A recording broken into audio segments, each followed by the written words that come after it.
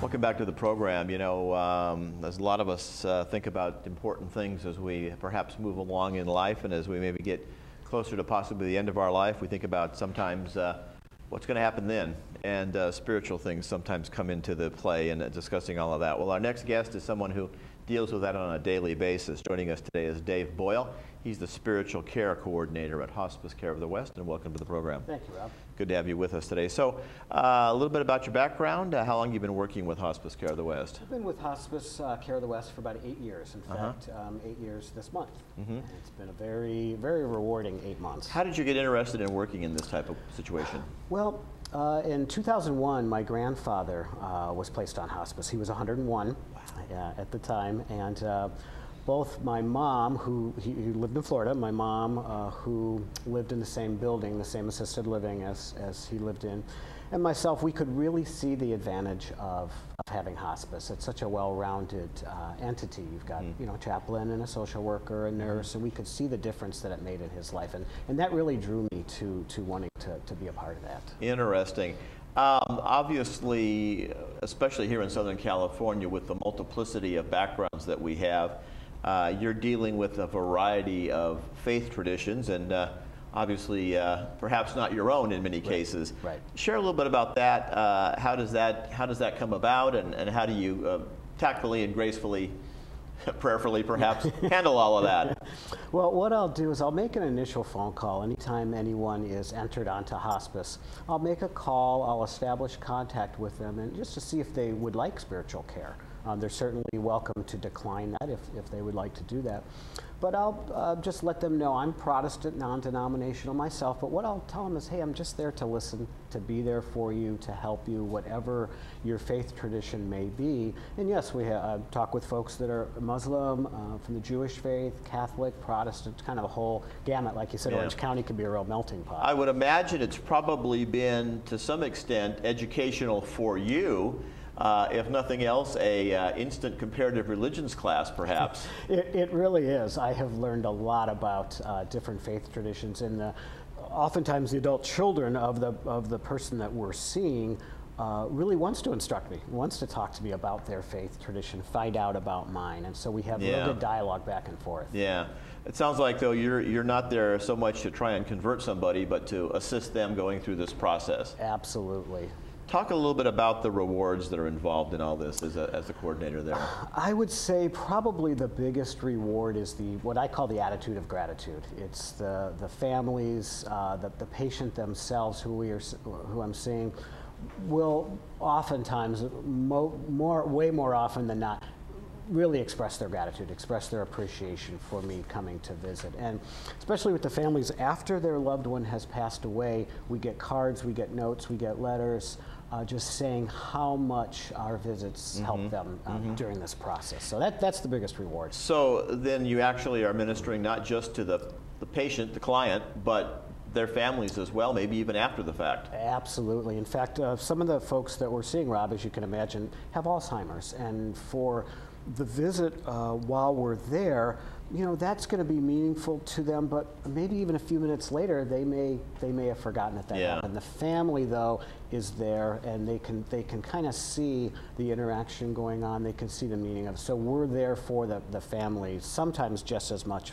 as for the patient we're seeing. You know, we saw it, I think, a few years ago, most dramatically in the movie Saving Private Ryan, where a lot of people had memories from things that had happened in the past that maybe weren't pleasant, warfare, some violence things, other things that may have happened in their life that weren't so pleasant, and they sort of pushed them in the back of their memory banks. I would imagine you sometimes get some of those stories as well coming your way. I do, and we see a lot of veterans, as you can imagine, and so sometimes the veterans will really open up, talk about their experiences. Sometimes they really don't want to, and I'll just let them know, hey, that's okay too. Yeah. And oftentimes the patient themselves who we're visiting, they'll open up more to me than sometimes they will their own family, and their families recognize that, so they're glad we're in there. You probably have a situation of a certain level of confidentiality as well. They may share something that might be upsetting to their family. Right. Whatever it might be, relationships or otherwise, and they might ask you not to share that with the family, and that puts you in a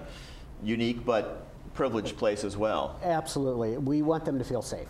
So when I go in, what I do tell them is, yes, what you and I are gonna talk about is between you and I, and I'm really trying to establish trust and trying to establish safety with that relationship. I guess you would fall under the same relationship that we would see with parishioner, clergy person, doctor-patient, attorney-client, some of those kinds of confidentiality issues. You would share some of that. Absolutely. There are, because we work for an agency, there may be some things that would not be considered confidential. So it varies a little bit from a priest or a pastor. But you know, I can talk about that with the families and with the clients too. Obviously, every person is different. Is there a typical visit, or how can you how you go about it each time? Like for an initial visit, what I'll do is call them, establish contact, go in and visit. My first order of business, so to speak, is to find out where they're coming from. Let them know I'm just here to listen. As you mentioned earlier, not try to convert, no judgments, obviously. Just find out what their journey has been like, what their faith tradition is. And then as I get to know them, then maybe I'll start to delve into a little bit. Are you feeling at peace? Are there any forgiveness or reconciliation issues that need to come about? So after I've gotten to know them on that initial visit, then we can open up. And then a lot of times scripture reading and prayer is a big part of the visit as well. You mentioned in your notes something about spiritual pain. Define that and maybe give us an example. Just like someone would have physical pain, or just like someone might have emotional pain, some of the people that we see have spiritual pain. And we did have an example of a man who was really on his last day. His daughter gave me a call and said, gosh, he's agitated, he's pulling at things are coming out. Would you be able to come out, or if not, would you be able to say a prayer for him over the phone? She put the cell phone up to his ear, and I did say a prayer for him over the phone, and she said, yeah, he's a little, a couple minutes later, he's a little less agitated. And I said, hey, I really want to come out too.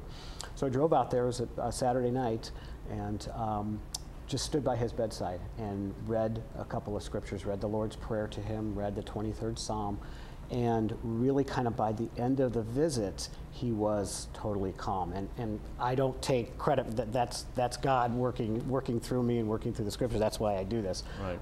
But the daughter did report that he was 100% less agitated, and then he did pass away about a half hour later. So that was an example of that. You were able to be comforting in his last moments. I understand you're also featured in the event that they put together over there, in the Spotlight over there from Hospice Care of the West. You're featured in that blog. Your portion of that is dealing with what? Well, Denise Carson, who I think you're familiar with, you've been on the show, interviewed me and put that on the blog, and she just kind of wanted to get to know me a little bit. She wanted to know my story and where I came from, and maybe some of the choices that I've made and what were some of the results of that. So that's on the blog for our Hospice of the Care web.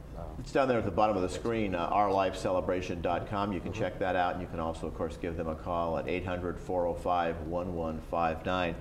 If someone has a spiritual person in their life, a rabbi, a priest, imam, or a spiritual counselor of some kind, you would be able to work with them and coordinate those visits as well. Right, that's a great question. That's what we do oftentimes, is the person who we're seeing may not necessarily want to see me specifically, especially if it is a different faith tradition, but I've established some relationships with rabbis, with imams, with different priests and pastors in this area, and so I can just get on the phone, give them a call, let them know who the person is and kind of what they may be needing, and encourage them to go out and visit. That's great. Hey, thank you for sharing with us today. We appreciate the good work that you're doing. You're Thanks welcome. for coming by. Thanks for having me. Enjoyed having you on the program today. You.